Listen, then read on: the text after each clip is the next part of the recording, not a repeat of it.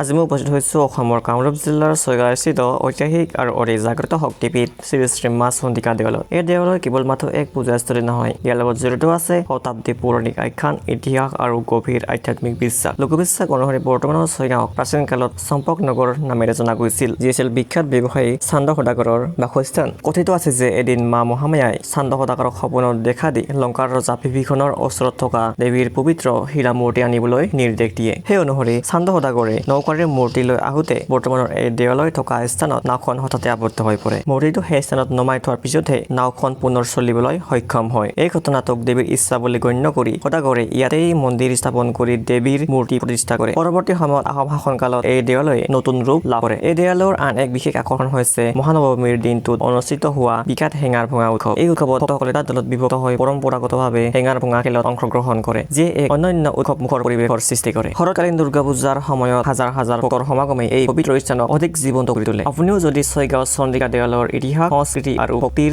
এক অপূৰ্ব সংমিশ্ৰণ অনুভৱ কৰিব বিচাৰে, তেন্তে এবাৰ হ'লেও শ্ৰী শ্ৰী মা চন্দিকা দেৱালয়ত দৰ্শন কৰিবলৈ আহিব। জয় মা চন্দিকা।